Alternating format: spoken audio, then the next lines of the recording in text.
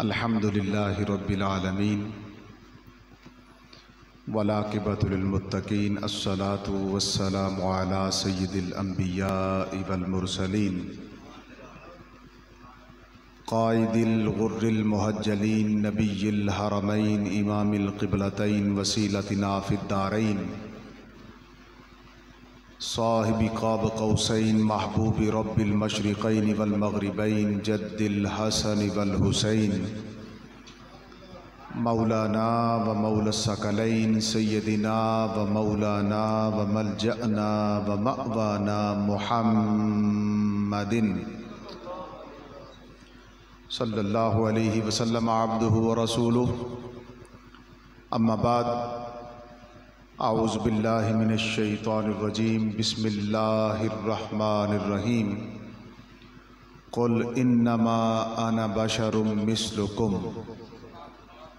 صدق اللہ مولانا العظیم ان اللہ وملائکتہ یصلون علی النبی یا ایہا الذین آمنوا صلوا علیہ وسلموا تسلیما۔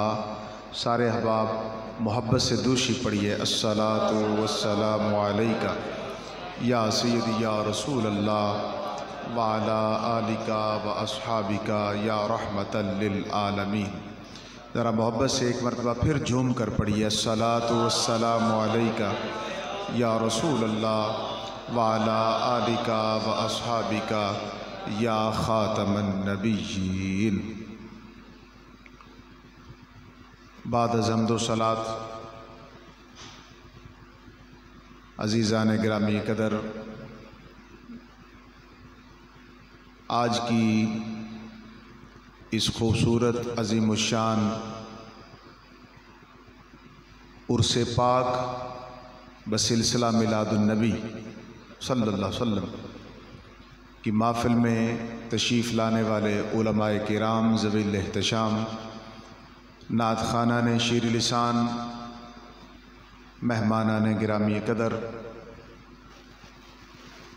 خصوصاً آپ کی اس مسجد کے امام حضرت علامہ مولانا قاری محمد انس نعمان صاحب مبارکباد کے مستحق ہیں، اور ان کے ساتھ ان کی انتظامیہ چودھری سلیم صاحب، چودھری معین صاحب، چودھری افضل صاحب، ملک ذوالفقار احمد صاحب اور ان کے جتنے بھی رفقاء ہیں، سارے مبارکباد کے مستحق ہیں۔ محفل چھوٹی یا بڑی نہیں ہوتی، محفل جو ہوتی ہے اصل میں وہ حضور کی محبت اور اولیاء کی محبت میں، ان کے عشق میں ڈوب کر جو ان کا ذکر کیا جاتا ہے، اصل محفل اسی کو کہا جاتا ہے۔ دکھاوے کی محفلیں نہ ہمیں شوق ہے، نہ رئیس المتکلمین نے ہمیں ایسا سبق دیا ہے، نہ انہوں نے ہمیں کوئی دکھاوا سکھایا ہے، نہ دکھاوا دکھانے کی ہمیں عادت ڈالی ہے۔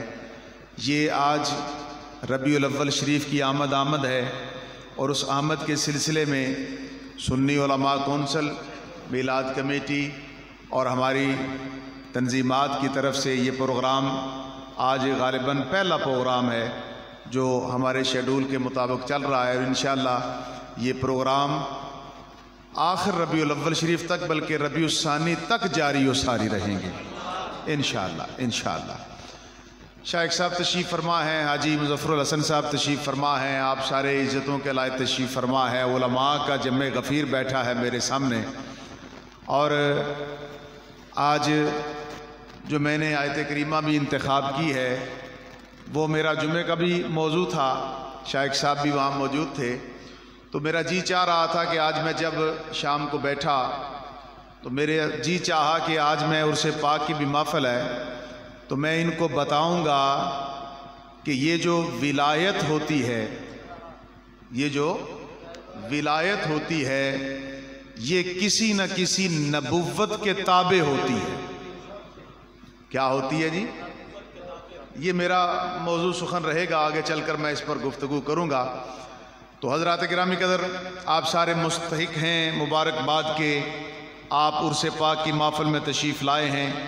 یہ محفل کوئی عام محفل نہیں ہے، کیونکہ آپ سارے بڑے خاص بھی ہیں، بڑے محبوب بھی ہیں، اور آپ کو بڑا خوب پتہ ہے کہ محبوب کی محفل کو محبوب سجاتے ہیں۔ ذرا محبت سے بولو نا، ذرا سبحان اللہ، ذرا غور کیجئے گا۔ محبوب کی محفل کو محبوب سجاتے ہیں، آتے ہیں وہی جن کو سرکار بلاتے ہیں۔ تو مجھے اور آپ کو آج ذکر مصطفیٰ کے لیے اللہ نے چنا ہے، اور ہم سارے آج آپ کی مسجد شیرازی بادشاہ، دربار شیرازی بادشاہ کے ساتھ منسلک مسجد شیرازی بادشاہ، آج ہم وہاں سارے مل کر ذکر مصطفیٰ کر رہے ہیں۔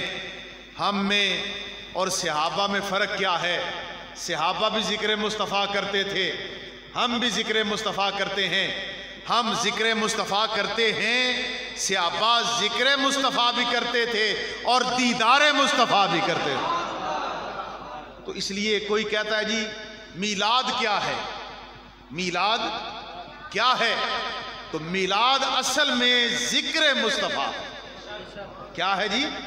حضور کی پیدائش کا ذکر کرنا، حضور کے فضائل بیان کرنے، حضور کے خصائل بیان کرنے، اپنے نبی کی شانیں بیان کرنی۔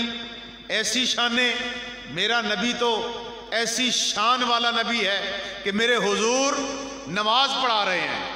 کیا کر رہے ہیں جی؟ وہاں نماز پڑھنے والوں اور نماز پڑھانے والوں، تمہاری شان کہ میں قربان جاؤں۔ میرے حضور کیا کر رہے ہیں؟ نماز پڑھا رہے ہیں۔ نماز پڑھاتے پڑھاتے میرے حضور نے اپنا قدم اٹھایا۔ کیا اٹھایا جی؟ ایک قدم اٹھایا اور حضور آگے بڑھ گئے، پھر حضور نے قدم پیچھے کر لیا، اور پھر تھوڑی دیر گزری، میرے حضور نے اپنا ہاتھ بلند فرمایا۔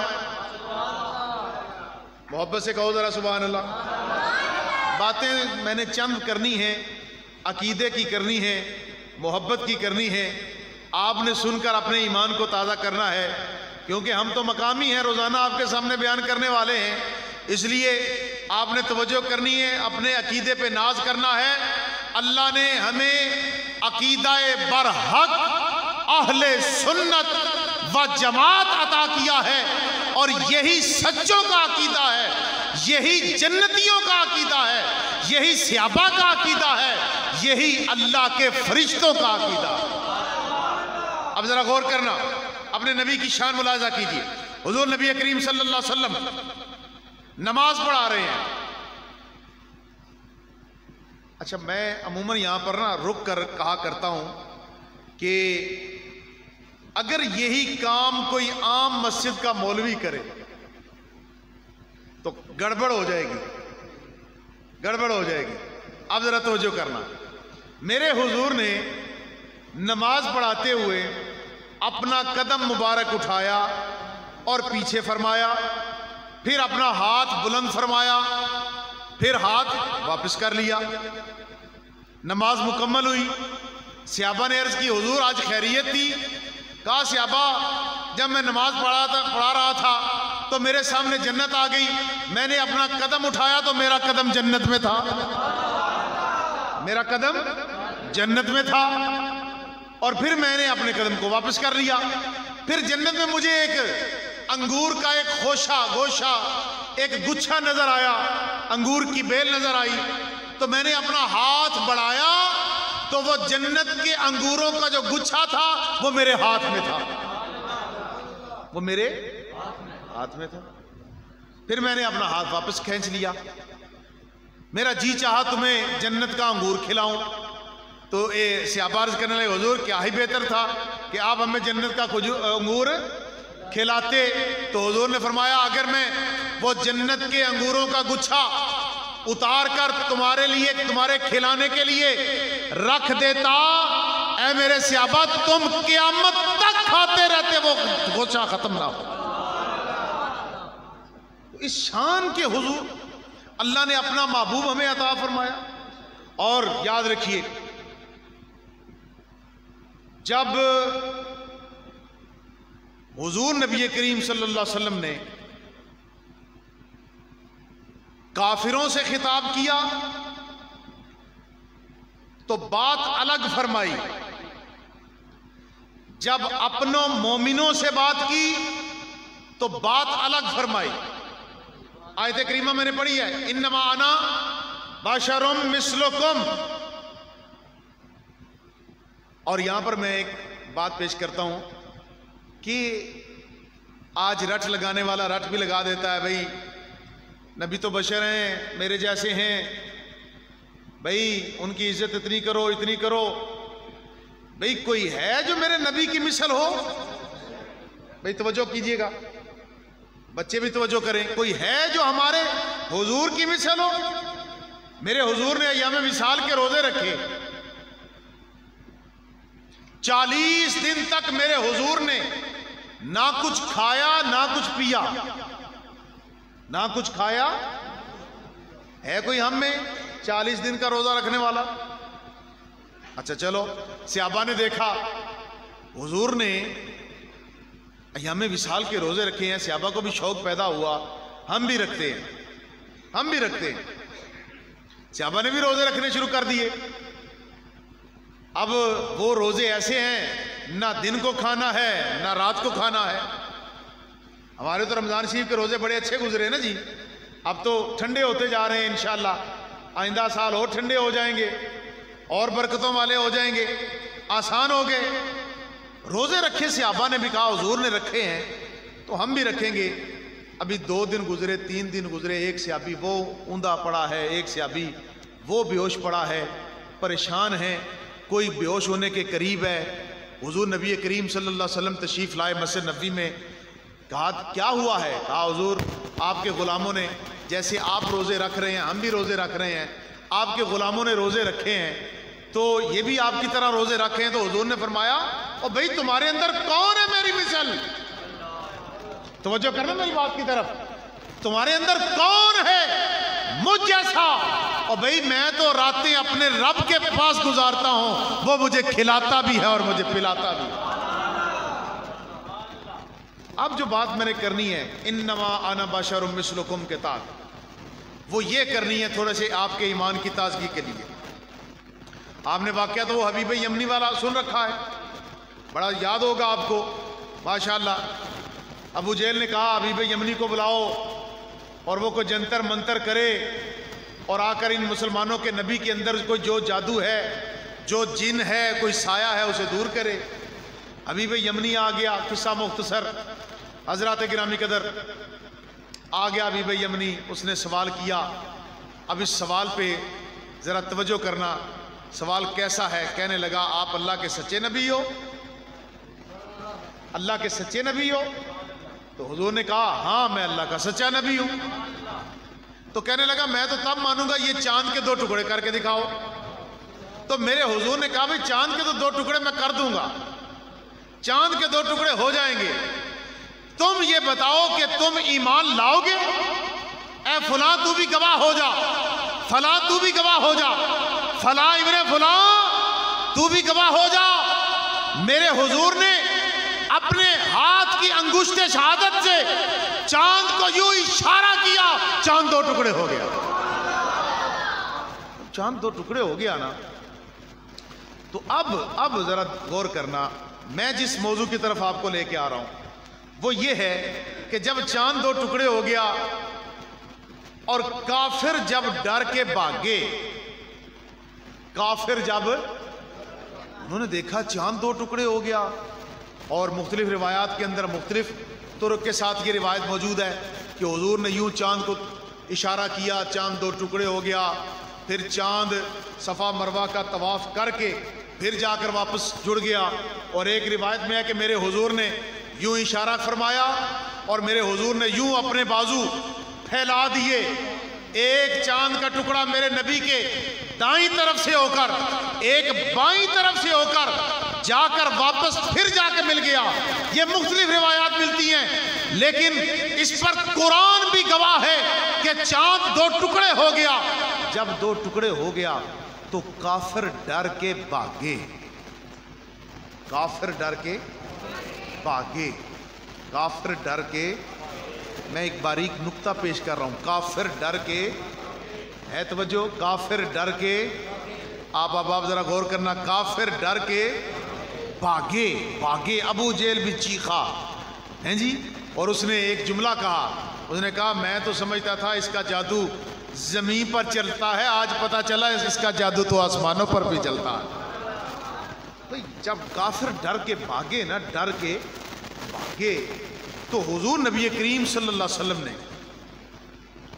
یا اللہ یہ تو مجھ سے ڈر کے بھاگ رہے ہیں, ڈر کے بھاگ رہے ہیں. تو اللہ رب العزت نے ارشاد فرمایا محبوب انہیں کہہ دو نا انما انا بشر مثلکم, اور مجھ سے کیوں ڈر کے بھاگ رہے ہو, مجھ سے کیوں ڈر کے بھاگ رہے ہو, میں تمہاری طرح کا ہی بندہ بشر ہوں, مجھ سے ڈر کے نہ بھاگو, میں تمہاری طرح کا ہی بندہ بشر ہوں. جب کافروں سے خطاب کیا تو انہیں کہا کہ میں تمہاری طرح کا ہوں, اور جب اپنوں سے خطاب کیا تو قد جاکم من اللہ نور کہہ کر خطاب کیا.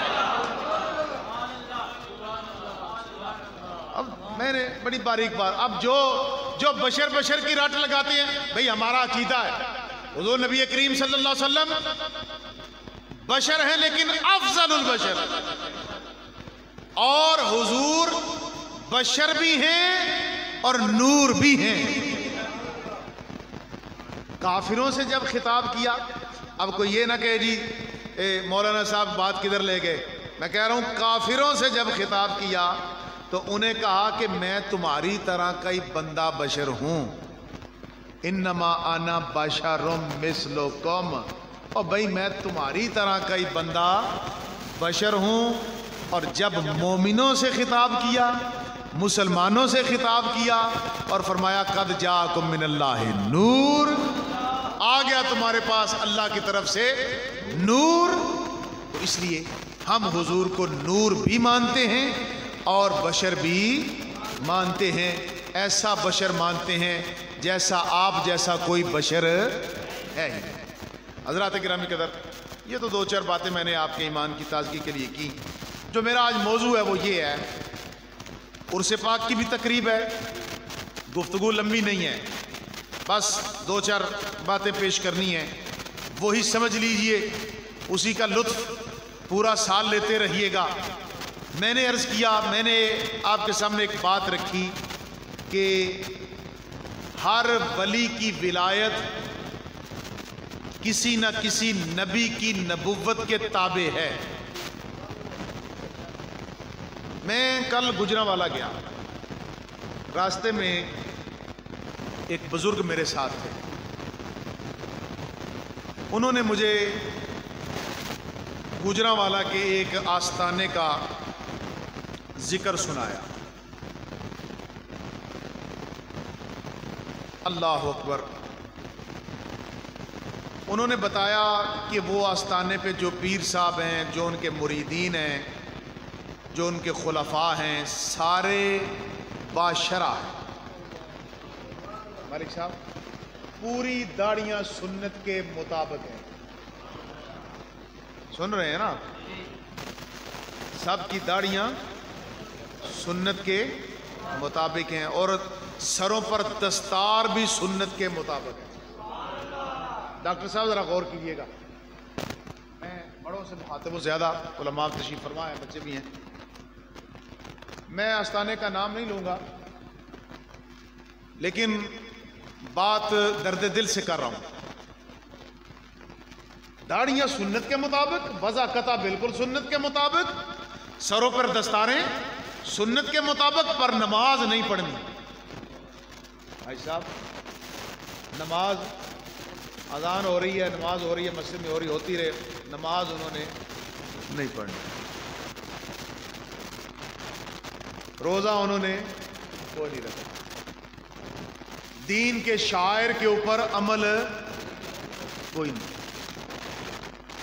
میں حیران بھی ہوا, یہ کیسا آستانہ ہے, یہ کیسی پیری مریدی ہے,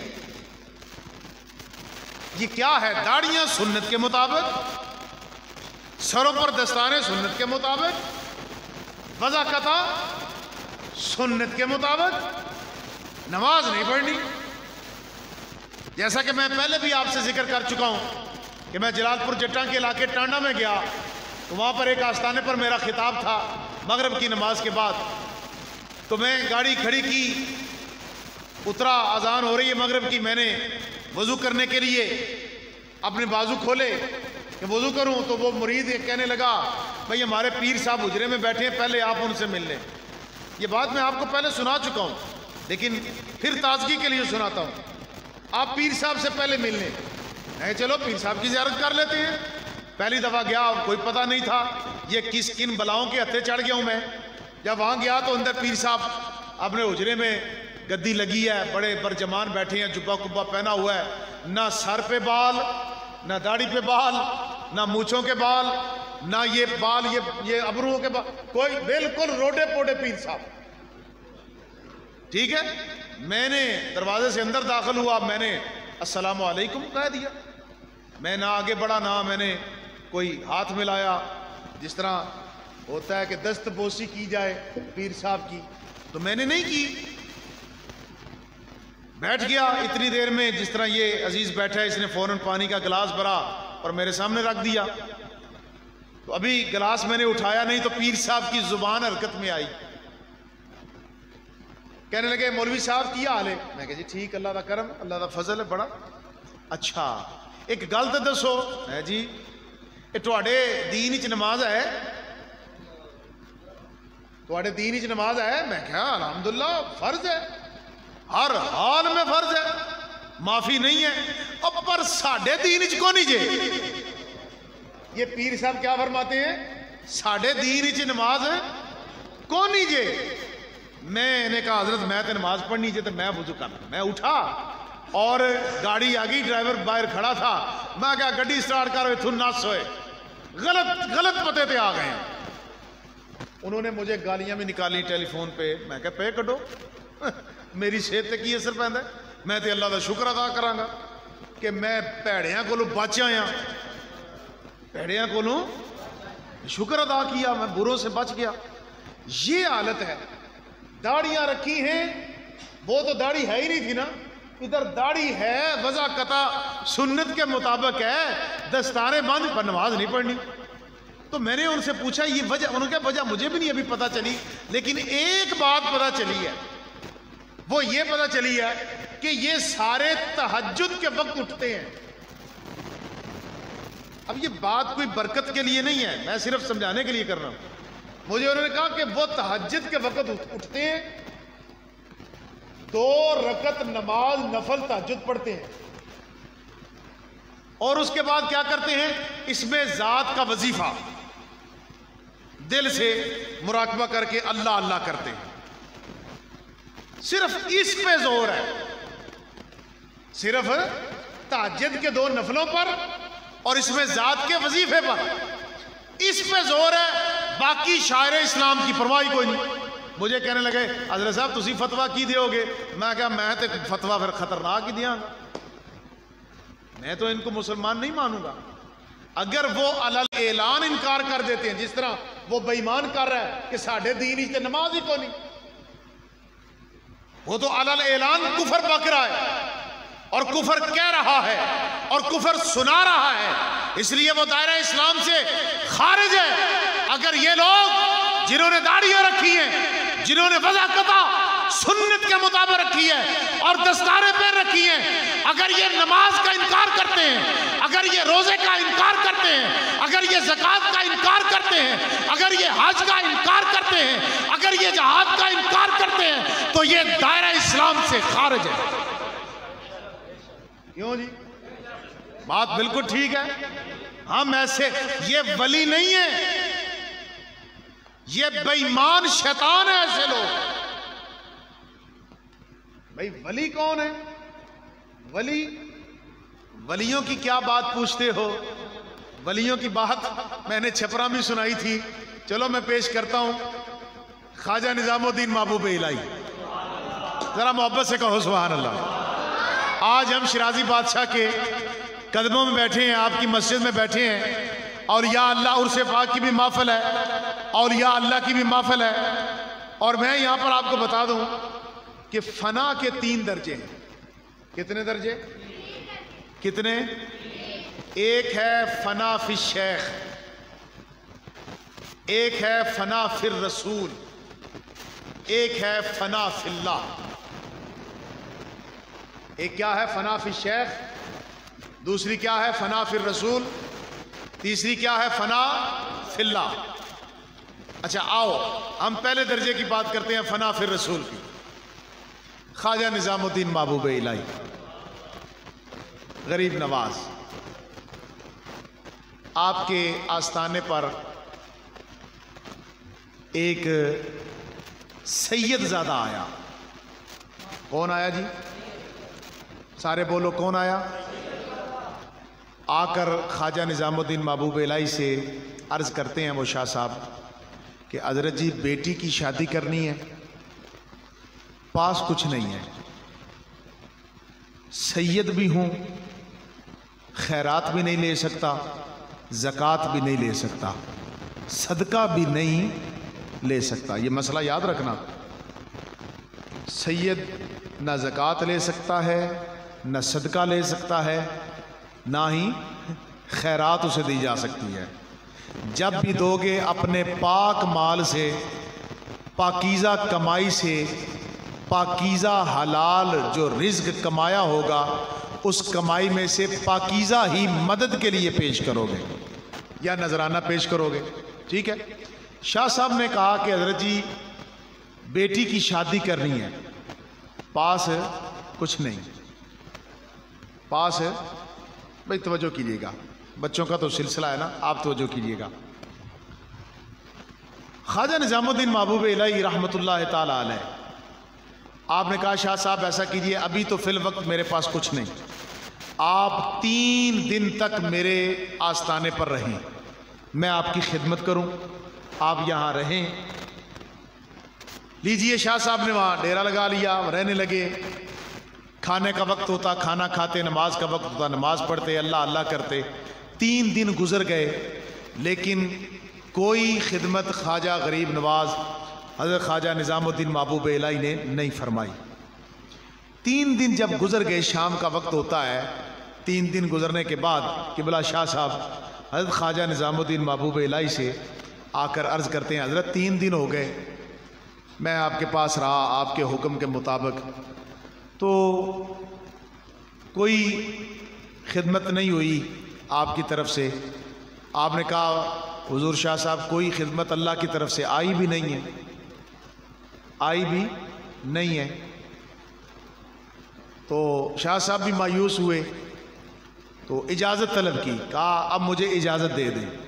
خواجہ نظام الدین محبوب الہی آپ نے فرمایا حضور شاہ صاحب ذرا ٹھہریے.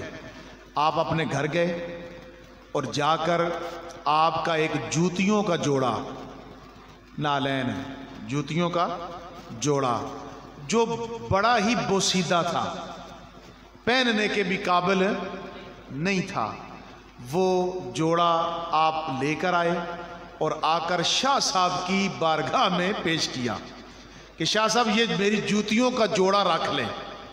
تو شاہ صاحب نے کہا حضرت عجیب بات ہے، میں آپ کے پاس آیا ہوں کہ میری خدمت کریں، میری مدد کریں، بیٹی کی شادی ہے. تو خواجہ نظام الدین محبوب الہی رحمۃ اللہ تعالی علیہ آپ نے فرمایا شاہ صاحب یہ میری جوتیاں رکھ لیجئے، چاہے یہ پہننے کے بھی قابل نہیں ہیں لیکن آپ کے بڑے کام آئیں گی. شاہ صاحب نے کہا جی کیسے کام آئیں گی، انہیں کون لے گا، انہیں کون پہنے گا، میں پہننے کے لیے تیار نہیں ہوں، وہ سیدھا ٹوٹی ہوئی جوتیاں ہیں، یہ کس کام کی. آپ نے کہا رکھ لیں. شاہ صاحب نے بادل ناخواستہ وہ جوتیاں لیں اور اپنے سامان کے سب سے نیچے رکھ لیں اور اجازت طلب کی اور کہا حضرت میں نے جانا ہے بخارا کی طرف سفر شروع کیا. حضرت خواجہ نظام الدین محبوب الہی کے ایک بڑے ہی پیارے چہیتے مرید ہیں جن کا نام ہے حضرت امیر خسرو. حاجی مظفر الحسن صاحب بھی دلی گئے ہیں، انہوں نے بھی حضرت خواجہ نظام الدین محبوب الہی کی بارگاہ میں حاضری دی ہے، مجھ مسکین نے بھی حاضری دی ہے وہاں پر، اور حضرت امیر خسرو کے مزار پہ بھی حاضری دی ہے۔ بالکل آپ کے قدموں میں حضرت امیر خسرو کا مزار مبارک ہے۔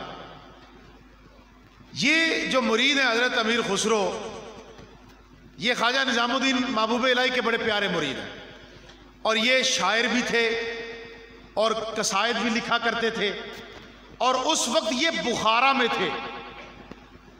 وہاں پر بادشاہ وقت بخارا کے دربار میں آپ بیٹھے ہیں، تو بخارے کے بادشاہ نے حضرت امیر خسرو سے کہا، امیر خسرو ہمیں کوئی قصیدہ سناؤ، ہمیں کوئی قصیدہ سناؤ، کوئی اپنا کوئی جو آپ نے کوئی نظم لکھی ہو، کوئی قصیدہ لکھا ہو، وہ ہمیں سناؤ۔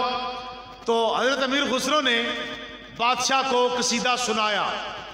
بادشاہ اتنا خوش ہوا کہ اس نے سکہ رائج الوقت 7 لاکھ روپے، کتنے؟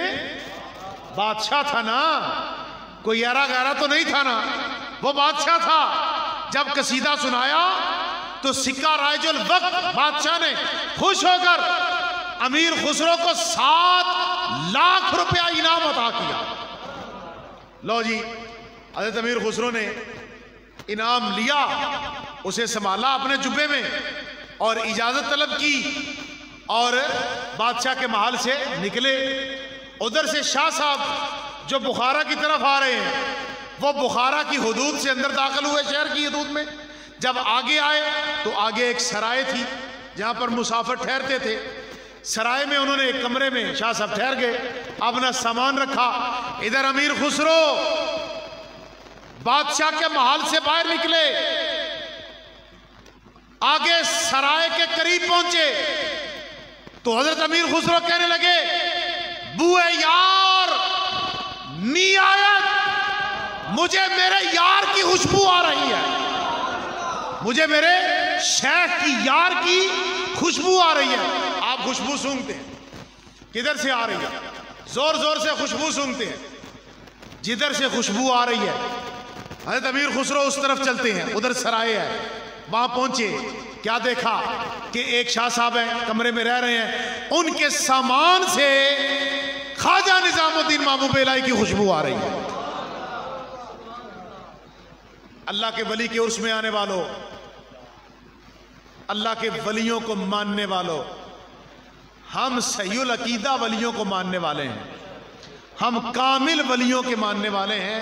ان بے ایمانوں کو ہم کوئی پیر کوئی ولی مانتے نہیں ہیں۔ یہ عقیدہ پکا ٹھکا، اس کو سنبھال لو اور اپنے پلے باندھ لو۔ حضرت امیر خسرو وہاں سرائے میں پہنچے، کیا دیکھا کہ سامان سے خوشبو آ رہی ہے۔ آپ اندر داخل ہوئے، شاہ صاحب کو سلام کیا، حال احوال پوچھا شاہ صاحب کدھر سے آ رہے ہیں؟ تو شاہ صاحب کہنے لگے، دلی سے آ رہا ہوں۔ کہاں سے؟ دلی سے آ رہا ہوں۔ کہا دلی سے کس مقام پہ؟ کہا خواجہ نظام الدین محبوب الہی سے مل کے آ رہا ہوں۔ تو امیر خسرو کہنے لگے، شاہ صاحب آپ کے پاس کوئی میرے شیخ کی کوئی چیز تو نہیں، کوئی نشانی تو نہیں، کوئی شے تو نہیں؟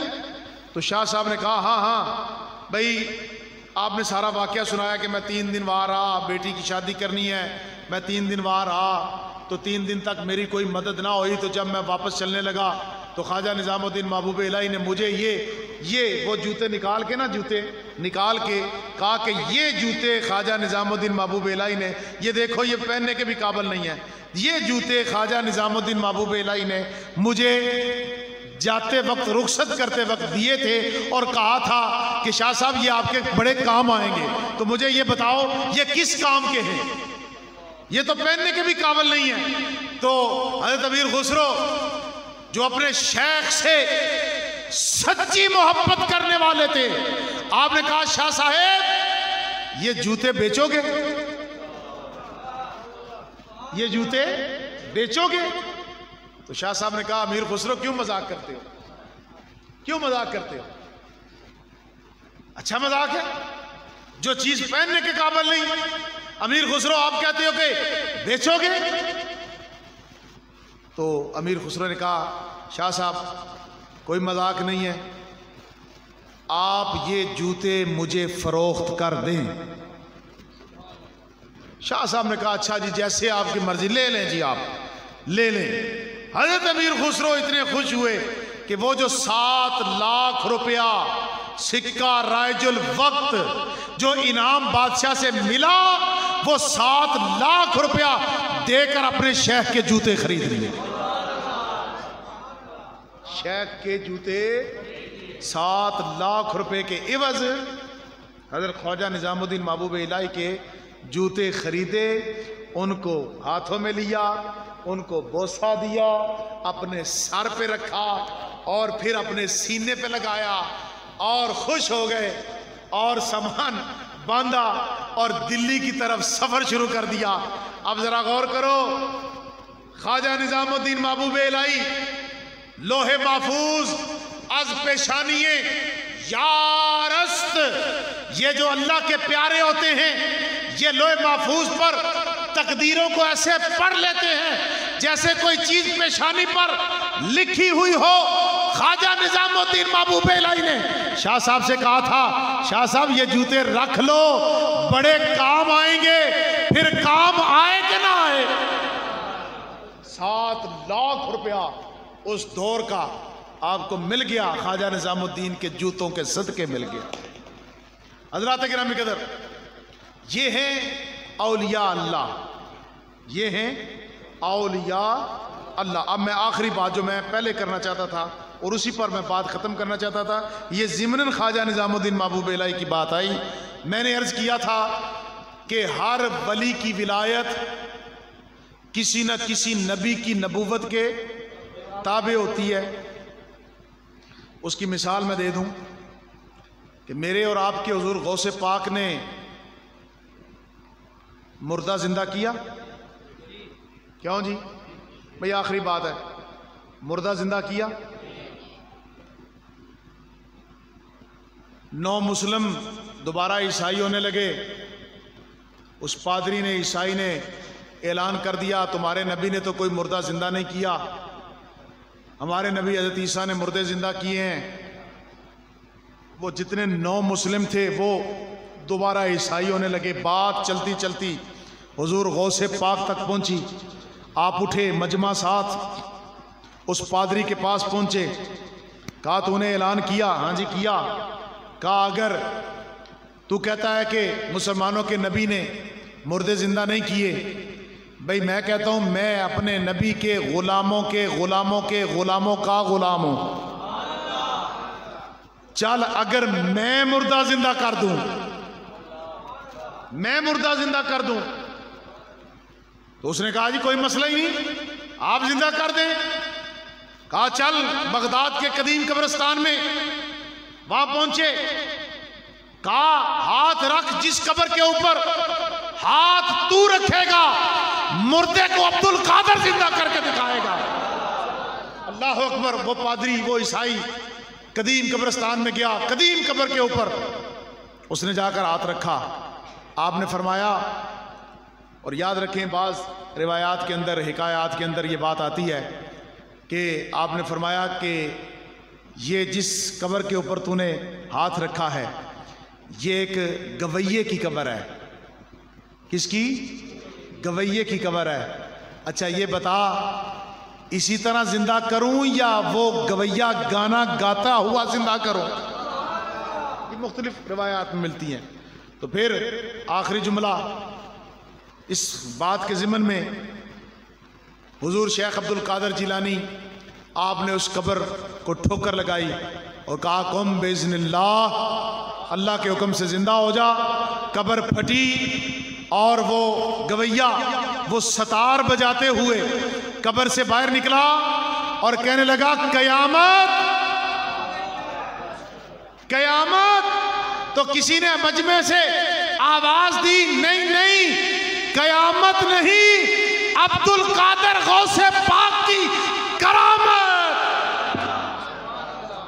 اب میں یہاں پر جو بات بتانا چاہتا ہوں وہ یہ ہے کہ اس وقت حضور غوث پاک کی جو ولایت تھی وہ حضرت عیسیٰ علیہ السلام کے قدموں کے نیچے تھی۔ جب بھی کوئی ولی کسی مردے کو زندہ کرے گا اس کی ولایت حضرت عیسیٰ علیہ السلام کے تابع ہوگی. اور دیکھو نا دوسری مثال دیتا ہوں، یہ جو مجذوب ہوتے ہیں، مجذوب کیا جی بھائی صاحب، مجذوب یہ بظاہر نماز نہیں پڑھتے، یہ حالت جذب میں رہتے ہیں، لیکن ان کی ایک نشانی بتا دوں میں آپ کو. مجذوب جو ہوگا وہ اللہ کے کسی بھی حکم کا انکار نہیں کرے گا. اگر اس کو کہیں گے نا آ نماز پڑھ، وہ چل پڑے گا، آ کر باہر سے پھر نکل جائے گا. انکار نہیں کرے گا، اللہ کے فرض کا انکار نہیں کرے گا. اچھا، اب ان کی جو مجذوبیت ہوتی ہے، یہ جو ولایت کی قسم ہے، یہ قسم حضرت موسیٰ علیہ السلام کی قدموں کے تابع ہے، آپ کی نبوت کے تابع ہے. آپ کہیں گے وہ کیسے؟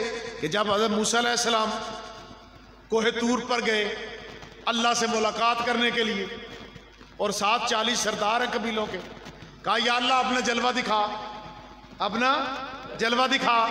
تو کہا موسیٰ لن ترانی، تو نہیں دیکھ سکتا. اب یہ واقعہ قرآن مجید کے اندر بڑی تفصیل سے موجود ہے. کہا یا اللہ میں نے تو دیکھنا ہی دیکھنا ہے. تو اللہ رب العزت نے کہا وہ سامنے پہاڑ کی طرف دیکھنا، اگر تجلی ڈالوں گا تو دیکھ لینا.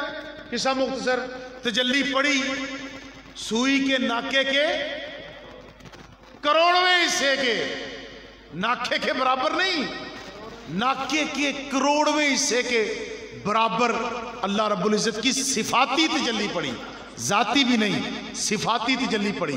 اور پڑی تو پہاڑ جل کے کوئلہ بن گیا، سرما بن گیا، اور جو 40 سردار تھے وہ مر گئے، اور حضرت موسیٰ علیہ السلام 3 دن تک بے ہوش پڑے رہے. اب اٹھائیں آپ تاریخ، موسیٰ علیہ السلام کی شریعت میں 3 نمازیں تھیں. کتنی؟ 3 نمازیں. قضا بھی ثابت کوئی نہیں، اور 3 دن تک آپ نے نمازیں بھی کوئی نہیں پڑھی. اب وہ جب اللہ کی تجلی پڑی، اور اللہ کی تجلی جب پڑی تو اللہ کی تجلی برداشت نہ ہوئی، تو وہ حالت جذبیت کے اندر، مجذوبیت کے اندر چلے گئے. اور یہی حال ہے یہ بھی جو مجذوب ہوتے ہیں، جب انہیں اللہ کی تجلی پڑتی ہے، جب ان پر اللہ کی تجلی نازل ہوتی ہے، تو ان کی حالت بھی غیر ہو جاتی ہے. 2 باتیں ہو گئی. اب تیسری بات پیش کر کے گفتگو ختم. ایک ہوتے ہیں سالک ولی، سالک ولی جو شریعت کے 1 انچ بھی نہ دائیں جاتے ہیں نہ بائیں جاتے ہیں، وہ عین شریعت کے اوپر عمل کرتے ہیں. ان کی ولایت کملی والے آقا مصطفیٰ کے قدموں کے نیچے ہوتی ہے. اس کی مثال میں دے دیتا ہوں کہ جب حضور نبی کریم صلی اللہ علیہ وسلم معراج کی رات جب جلوہ جانا، جہاں نہ عرش تھا، نہ فرش تھا، نہ ادھر تھا، نہ ادھر تھا، نہ کدھر تھا، نہ جدھر تھا، نہ زمین تھی، نہ زماں تھا، نہ مکین تھی، نہ مکان تھا، نہ فرشتے تھے، بس ایک خدا تھا، ایک مصطفیٰ تھا. جب حضور اللہ کو ملنے کے لیے گئے تو ما زاغ البصر وما طغى، نہ آنکھ ٹیڑھی ہوئی نہ آنکھ جھپکی، بلکہ حضور نے فرمایا یا اللہ اور بھی کوئی پردہ ہے تو ہٹا دے، میں محمد تیرا دیدار کرنے کے لیے تیار کر. حضور نے اللہ کا دیدار کیا. یہ اہل سنت کا عقیدہ ہے، یہ ہمارا عقیدہ ہے. حضور نے جاگتی آنکھوں سے اللہ رب العزت کا دیدار کیا. اب یہ جو سالک ولی ہوتے ہیں، جب یہ اللہ اللہ کرتے ہیں، جب ان پر اللہ کی تجلی پڑتی ہے تو یہ قائم بھی رہتے ہیں اور دائم بھی رہتے ہیں. یہ 1 انچ ہٹتے نہیں، اور یہ ان کی ولایت مصطفیٰ کی نبوت کے تابع ہوتی ہے. یہ میں نے 3 چیزیں آپ کے سامنے رکھی ہیں، اور جو میں نے اپنا دعویٰ پیش کیا ہے کہ ہر ولی کی ولایت کسی نہ کسی نبی کی نبوت کے تابع ہوتی ہے. اب مجھے بتاؤ، جب نبی کی نبوت کے ولایت تابع ہے تو پھر کوئی ولی شریعت کی خلاف ورزی کر سکتا ہے یا نہیں کر سکتا؟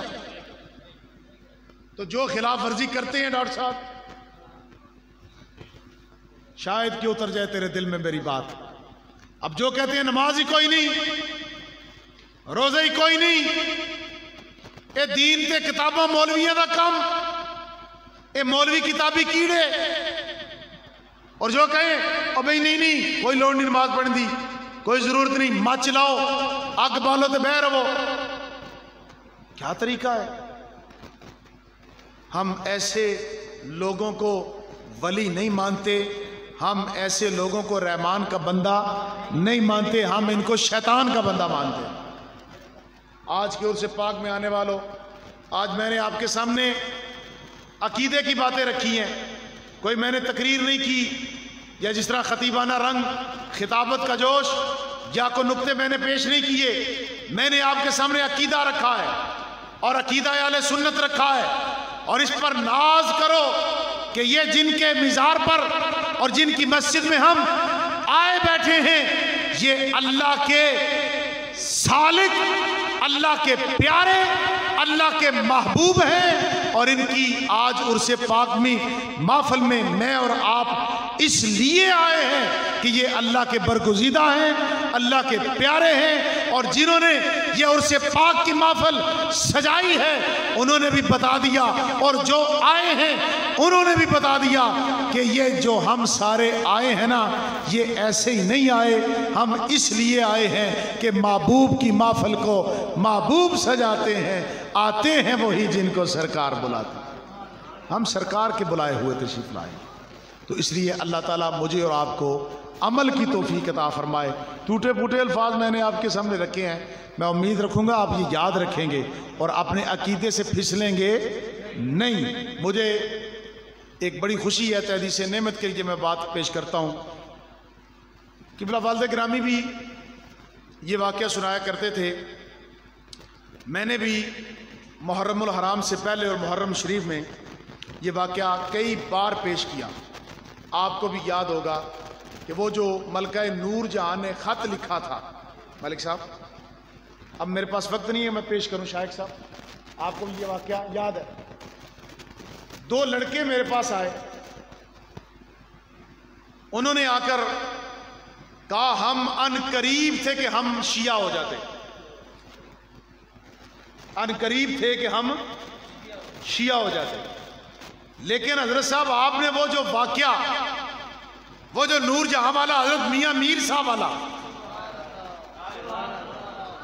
حضرت میاں میر صاحب والا وہ جو واقعہ آپ نے سنایا تھا، اس سے ہمارا ایمان تازہ ہو گیا کہ جب حضرت میاں میر صاحب نے پوچھا او بھئی او ایران سے آنے والوں ذرا امام حسین کی بات تو سناؤ، تو انہوں نے کہا جی جہاں امام حسین دفن ہے 40 میل تک دائیں بائیں آگے پیچھے جتنے دفن ہیں سارے جنتی ہیں، سارے جنتی ہیں۔ تو حضرت میاں میر صاحب نے کہا کہ امام حسین کو یہ مقام کیسے ملا، کیسے ملا؟ تو وہ جو آئے ہوئے تھے انہوں نے کہا کہ ان کو یہ مقام اس لیے ملا کہ وہ نواسہ رسول ہیں، وہ اللہ کے رسول کے نواسے ہیں۔ تو حضرت میاں میر صاحب نے کہا کہ اگر جہاں امام حسین اللہ کے رسول کے نواسے دفن ہو تو 40 میل تک سارے جنتی ہیں، تو بتاؤ جہاں اللہ کا رسول مدفن ہو تو ان کے ساتھ جو آرام کر رہے ہیں ان کے بارے میں تمہارا کیا خیال ہے؟ صدیق و فاروق کے بارے میں کیا خیال ہے؟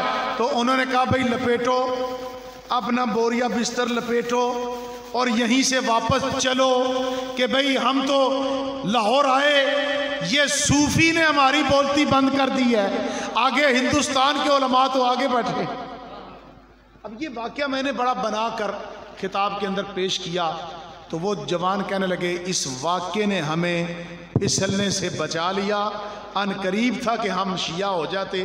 کسی کے اوپر کوئی یہ میں کوئی فرقہ بندی نہیں کر رہا یا فرقہ واریت نہیں پھیلا رہا، بات سنا رہا ہوں آپ کو عقیدے کی، ٹھیک ہے؟ اپنے عقیدے پر ناز کرو، اللہ نے آپ کو اہل سنت بنایا ہے، आले हक बनाया है, अपने नबी का मानने वाला, नबी के सहाबा को मानने वाले, नबी के अहले बैत को मानने वाले, नबी की उम्मत के वलियों को मानने वाले, हम सब का एहतराम करने वाले हैं। और मैं आखिर में आखिरी पैगाम देकर गुफ्तगू ख़त्म। आजकल बड़ा सख्त दौर है, सोशल मीडिया के ऊपर भी बड़ा सख्त दौर है। किसी की बातों में मत आना, अपने अकीदे पे नाज करना। हम सहाबा की भी एहतराम करने वाले हैं, हम अहले बैत के भी एहतराम, हम सब का एहतराम करने वाले हैं। हमारे अंदर इतनी जुर्रत नहीं होनी चाहिए कि हम कहें कि फ़लाँ ये है, फ़लाँ वो है, फ़लाँ वो है। भाई फ़लाँ जाने, वो जाने, जिनके सहाबा हैं हुज़ूर जाने, जिनके अहले बैत हैं, हम सब का एहतराम करने वाले हैं। किसी लड़ाई में मत पड़ना, किसी के धोखे में मत आना, किसी की बातों में फंस न जाना। बड़े बड़े बेईमान फाइयाँ लगा कर हैं जी, और बड़े बड़े जाल फेंक कर बैठे हैं। जेलम के अंदर भी मुनाफिकत उरूज पर है। लाहौर, इस्लामाबाद और बड़े बड़े शहरों में बड़े हालात ख़राब हैं। मैं सिर्फ इतना पैगाम दूंगा, अपने अकीदा आले सुन्नत पर डट कर रहना, और दुआ देता हूँ या अल्लाह इसी अकीदे पर कायम रख, इसी अकीदे पर मौत अता फरमा।